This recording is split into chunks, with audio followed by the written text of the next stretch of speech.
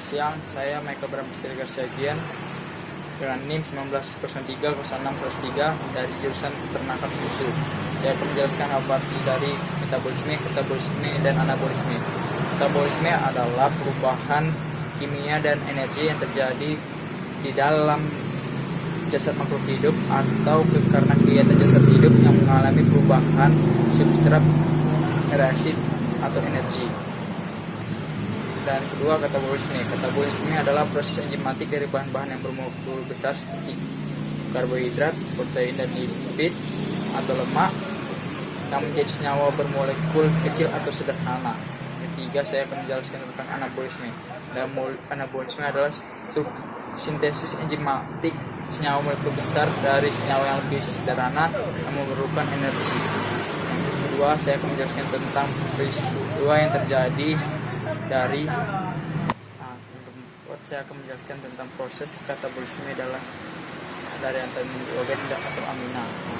Saya akan menjawab itu pertama kali akan tentang mengalami proses terminasi.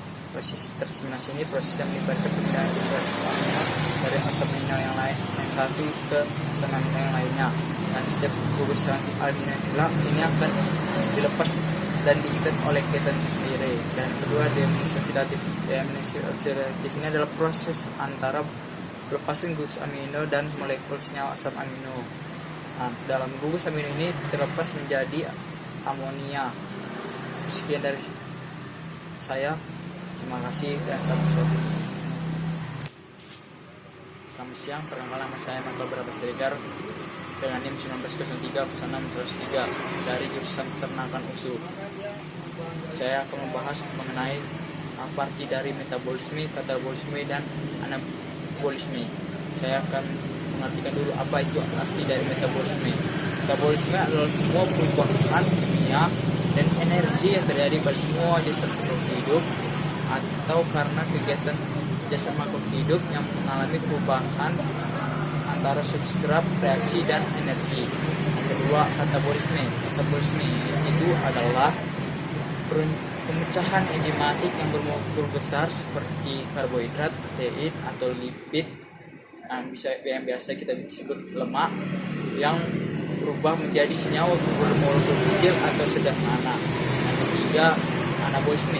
Anabolisme adalah sistem enzimatik yang senyawa molekul besar dan memiliki senyawa yang lebih sederhana untuk memerlukan energi. Yang kedua, saya akan membahas mengenai peristiwa yang terjadi saat glukosa darah meningkat. Saat glukosa darah meningkat, kita akan mengalami yaitu glikolisis, glikogenesis, hematosun, oksidasi pirufat, dan siklus asam pirufat. Dan terakhir serta sisanya yaitu ditimbun sebagai lemak. Setelah itu saya akan menjelaskan yang kedua tentang siklus asam sitrat. Siklus asam sitrat atau biasa disebut siklus Krebs, di mana akan terjadi di dalam mitokondria yang prosesnya itu menghasilkan energi dan membutuhkan oksigen dengan menggunakan asetil CoA. Di dalam asetil CoA itu terdapat cukup energi di siklus Krebs yang menghasilkan ADH, ADH2, dan CO2. Siklus Krebs ini terjadi sebanyak 2 kali. Dan saya akan menjelaskan itu dua proses dari apa yang setelah saya sebutkan di awal tadi. Saya akan menjelaskan tentang proses oksidasi pirufat. Oksidasi pirufat itu disebut juga sebagai jembatan antara glukosisis dan siklus asam sitrat, yaitu antara konversi pirufat menjadi asetil CoA dan dibantu oleh dihidrogenase, di mana asetil CoA itu akan digunakan dalam siklus Krebs. Dan selain itu asetil CoA ini akan membantu oksidasi pirufat juga menghasilkan CO2 dan NADPH. Lalu yang ketiga, saya akan menjelaskan tentang proses lipogenesis dan sintesis triacilgliserida.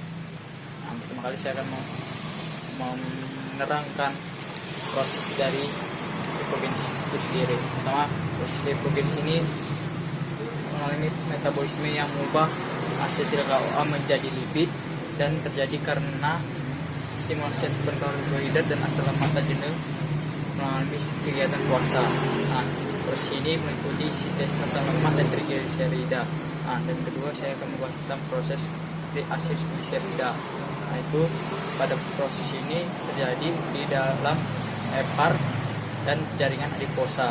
Nah, proses ini dibentuk melalui senyawa antar asam lemak fosfat tidak pada jaringan adiposa ini. Gliserol yang dihasilkan LPL akan tidak bisa dipakai dan tidak memiliki gliserokinase.